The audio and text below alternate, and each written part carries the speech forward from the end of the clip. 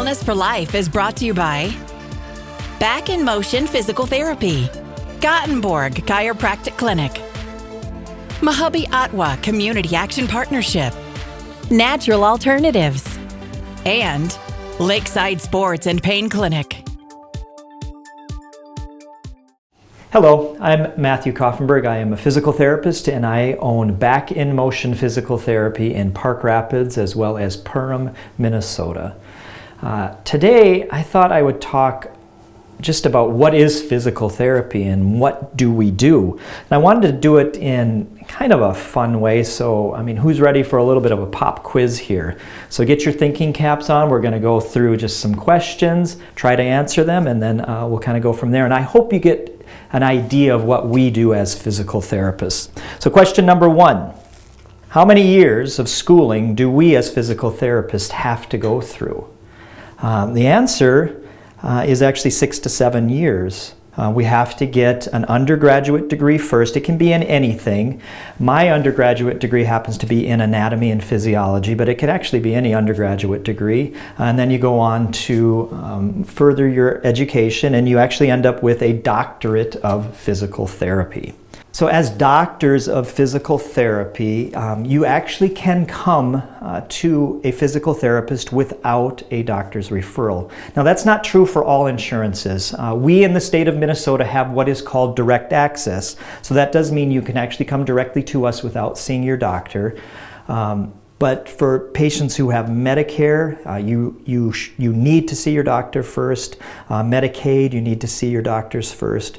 There are some other smaller insurances, some subsets of like a Blue Cross Blue Shield where you do need to see a doctor. For the most part, Blue Cross Blue Shield patients do not need to see their doctor. But you can come directly to us. If we as a therapist see you first and we evaluate you and we think something else may be going on, we'll definitely tell you to go see your doctor. And in regards to all of that, you can come and see any physical therapist that you would like.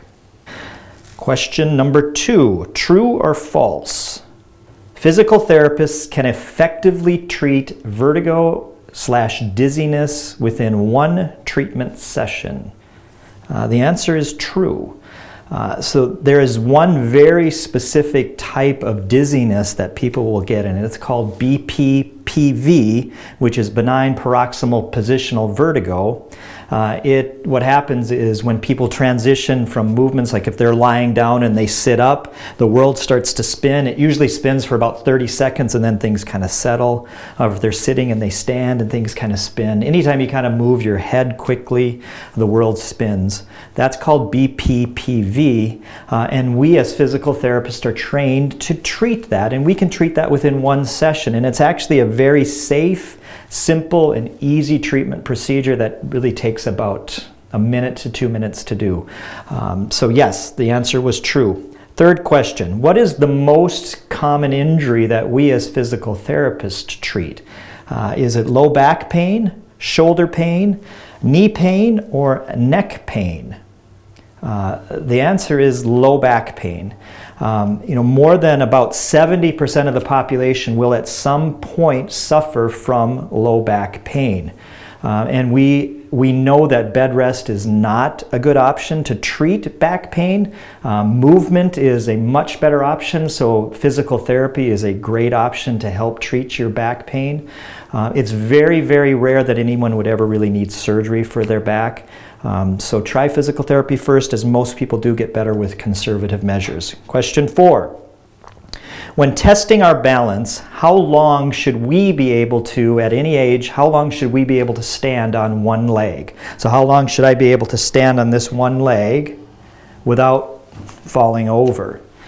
And the answer 15 seconds, 30 seconds, 45 seconds, or 60 seconds?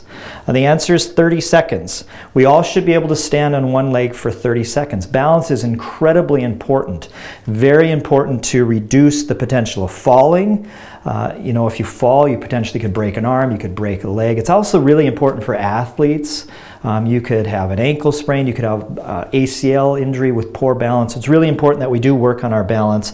And the cool thing is that our strength, our flexibility, our balance, all of those things they can all improve no matter what age we are. Question 5.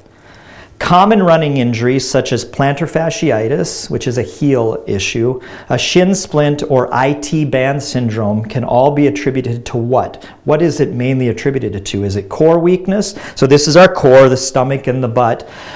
Is it poor footwear? Is it excessive eversion? That eversion basically means that your foot kind of falls inward.